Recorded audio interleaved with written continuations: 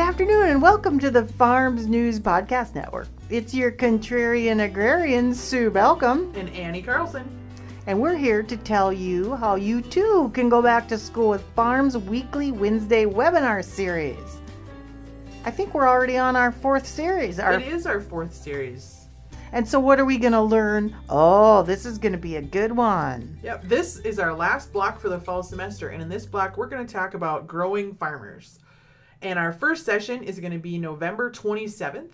And we're going to be talking about biodynamics. What is biodynamics? Biodynamics is one of those new, well, they're not really new. It's basically using an old technique, using old planting instructions or planting seasons and some other different things. And we're going to find out what exactly is biodynamics and how can we use it up here on the Northern Plains. That sounds like a lot of fun.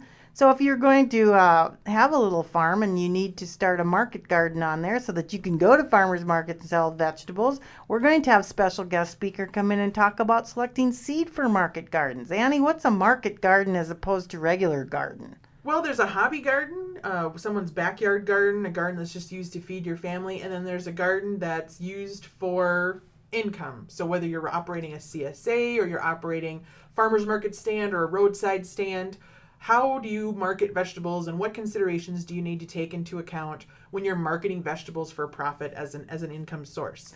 And an additional income source in a market garden situation would be raising chickens and selling eggs. And I think Annie will be our resident expert on that because she's been doing that for years now. Yep, my husband and I operate a grass-based farm, and one of the things that we sell are eggs.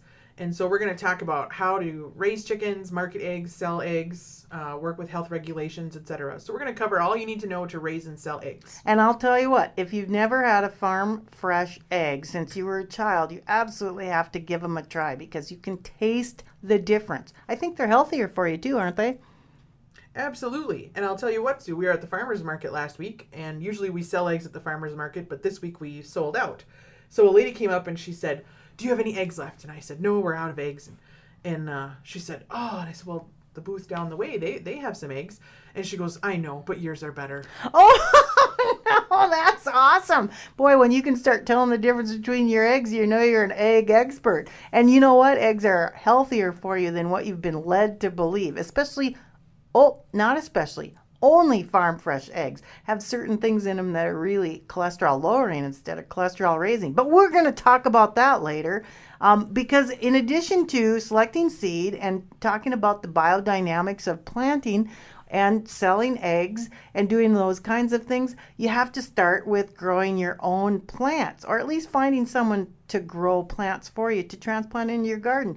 And while you might think December is a strange time of the year to be talking about growing your own plants, that's truly when you have to get going on that. Absolutely. When we did our market garden, if we didn't have seed ordered by New Year's Day, I was behind.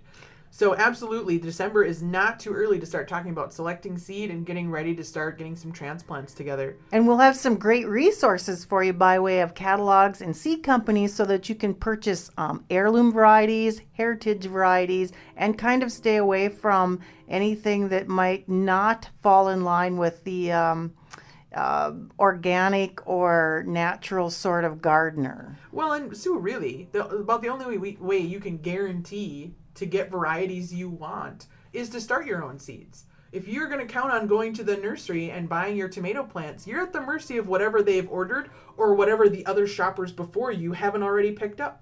So if you want some heirloom type varieties, like you and I, we love the black Krim tomato. Oh my gosh, I love black Krim tomatoes. You cannot get black Krim tomato plants at a nursery. They don't have them at any of the local nurseries. If you and I want a black Krim tomato, you could call Sue.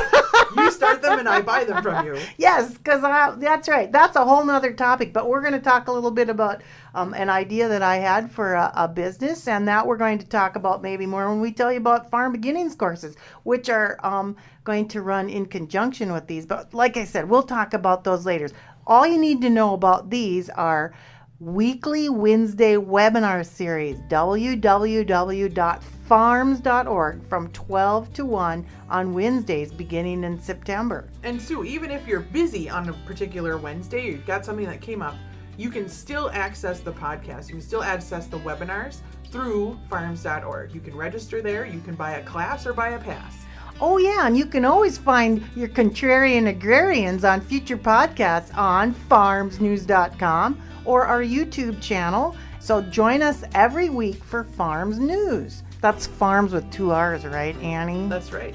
And we want you to be a part of our podcasting. If you have an issue, a comment, or you'd like to be a guest on our next episode, please call 701-527-5169. Or 701-486-3569. And don't forget to stop by often at farmsnews.com. We'll see you next week on the Farms News Podcast. Bye now.